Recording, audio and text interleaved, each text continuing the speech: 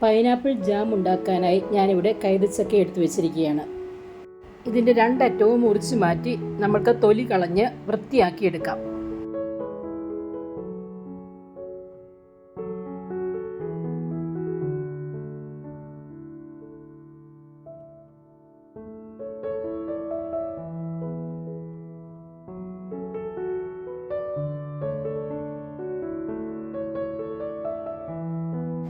ഇതിൻ്റെ കറുത്ത ഭാഗം നന്നായി കളയണം, അല്ലെങ്കിൽ ജാം ഉണ്ടാക്കുമ്പോൾ ഒരു കറുത്ത കളറിൽ കിടക്കും. ഇതൊരു കത്തിയുടെ മുന വെച്ചാണ് ഞാൻ ചെയ്തത്. കറുത്ത ഭാഗം നീക്കിയതിന് ശേഷമുള്ള പൈനാപ്പിളാണ്. പൈനാപ്പിളിനെ ചെറിയ പീസസായി മുറിക്കാം. കറുത്ത പീസസ് ഇങ്ങനെ മാറ്റുവാണെങ്കിൽ അധികം പൈനാപ്പിൾ നഷ്ടപ്പെടാതിരിക്കും. ഇതിൻ്റെ ഈ അകത്തെ ഭാഗം നീക്കം ചെയ്യണം. ഇതിനെ കൂഞ്ഞിലെന്നാണ് ഇവിടെ പറയുന്നത്. ഇത് ഉണ്ടെങ്കിൽ നമ്മുടെ നാക്ക് ചൊറിയുമെന്നാണ് പറയുന്നത്. അതുകൊണ്ടാണ് ഇത് നീക്കം ചെയ്യുന്നത്.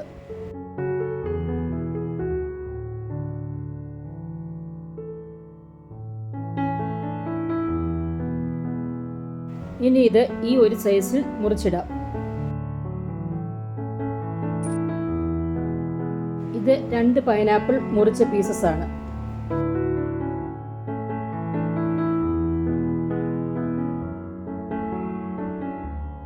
ഇതൊരു മിക്സിയുടെ ജാറിലേക്ക് മാറ്റി നല്ല പേസ്റ്റ് രൂപത്തിൽ അരച്ചെടുക്കുക. ഈ അടിച്ചെടുത്ത പേസ്റ്റ് അളന്ന് ഒരു ബൗളിലേക്ക് ഒഴിക്കുക. എനിക്കിവിടെ 2.5 ഗ്ലാസ് പൈനാപ്പിൾ പേസ്റ്റാണ് കിട്ടിയത്. ഈ തുല്യ അളവിലാണ് പഞ്ചസാര ചേർക്കുന്നത്. അതിനുവേണ്ടിയാണ് ഇങ്ങനെ അളന്നെടുക്കുന്നത്.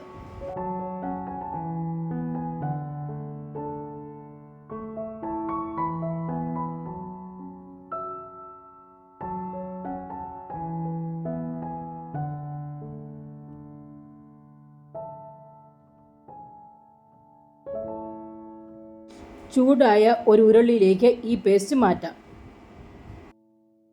നന്നായി ഇളക്കുക.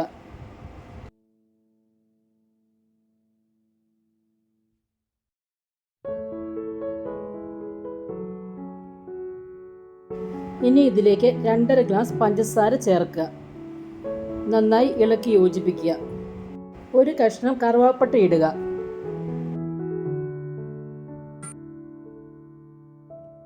ഒരു ടേബിൾ സ്പൂൺ നാരങ്ങ നീര് ചേർക്കുക. എല്ലാം നന്നായി ഇളക്കി യോജിപ്പിക്കുക.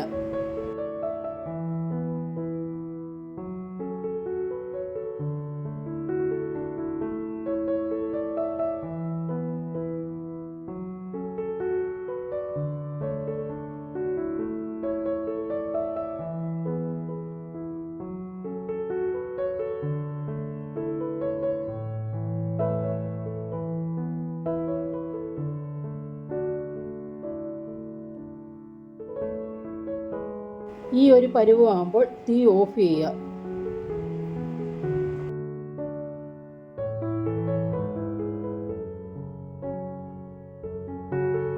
ഇതിലേക്കിട്ടിരുന്ന കറുവാപ്പട്ടയുടെ പീസ് ഇപ്പോൾ എടുത്തു മാറ്റുക.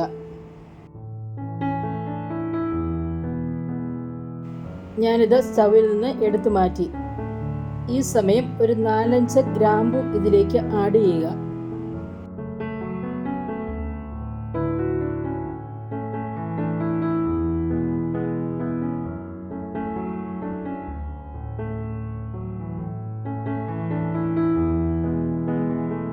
എല്ലാം ഒന്ന് ഇളക്കി നന്നായി യോജിപ്പിക്കുക.